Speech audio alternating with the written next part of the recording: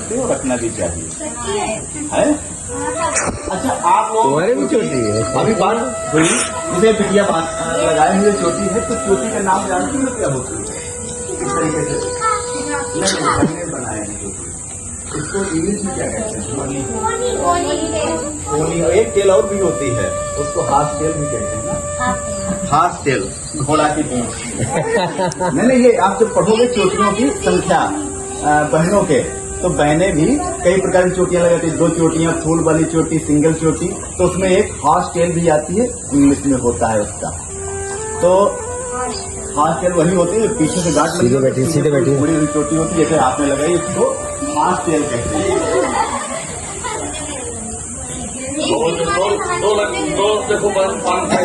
अब बच्चों की बात करते हैं, जो हम लोग चोटी रखते हैं, सिखाई से कहते हैं। हमारे मस्तिष्क में यानी हमारे सिर में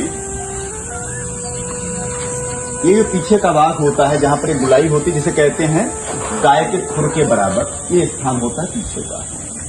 इसमें 3 क्रम होते हैं। एक होता है सहस्त्रार चक्र।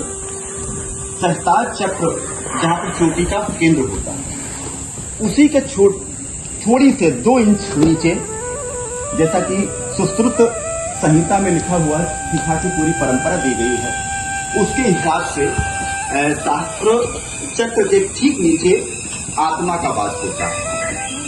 आत्मा का वास उससे थोड़ा नीचे बढ़ते हैं, थोड़ा सा 1-1.5 सेंटीमीटर इंच के उसमें, तो वहां पर होता है अधिपति मर्म। क्या होता है?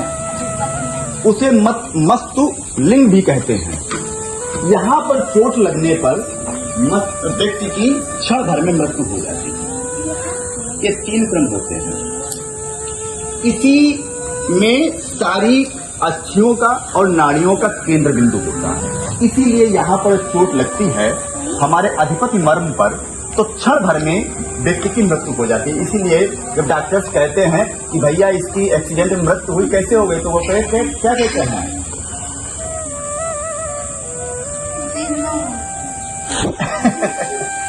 उन्हें कहते हैं कि दिमाग में चोट लगी, इसी से खत्म हो गया व्यक्ति। तो यहाँ पर चोट लग जाती है तो व्यक्ति की क्षण भर में मृत्यु हो जाती है। तो इन्हीं सब चीजों पे आपने और अनुभव किया होगा।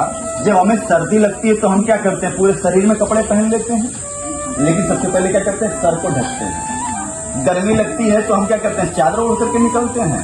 नहीं, सर पर कैप लगाते हैं, टोपी लगाते हैं, और या गमछा वगैरह रख लेते हैं। कहाँ पर? क्योंकि हमारा ये सिर जो है, सिर जो है वो शीतल रहे, ठंडा रहे।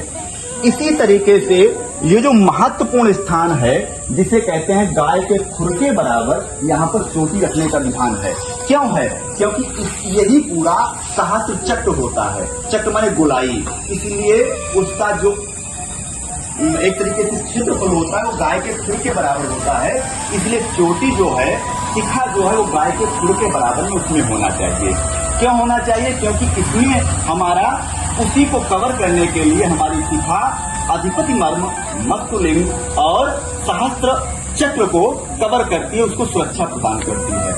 और शिखा जितनी मजबूत होगी, जितने अधिक चक्र में होगी, क्षेत्र में होगी, वहां पर हमारा अधिपति मर्म की उतनी अधिक सुरक्षा होगी। इससे टकले आदमी को गर्मी अधिक लगती है पूरे शरीर में, लेकिन शिखा जहां पर होगी वहां पर गर्मी और सर्दी का एहसास नहीं होता है। और उसी अधिपति मर्म की सुरक्षा के लिए शिखा का प्रावधान किया गया है। इसको इसलिए इंग्लिश में एक शब्द कहा जाता है कि शिखा को नॉलेज का एंटीना भी कहते हैं। नॉलेज का एंटीना भी यही शिखा होती है। तो इसलिए एक सूक्ष्म सी बात थी कि हमें शिखा क्यों रखी जाती है? क्योंकि हमारा अधिपति मर्म यानी मस्तुलिंग अर्थात सहस्त्र चक्र जो है वो हमारा सुरक्षित रहे।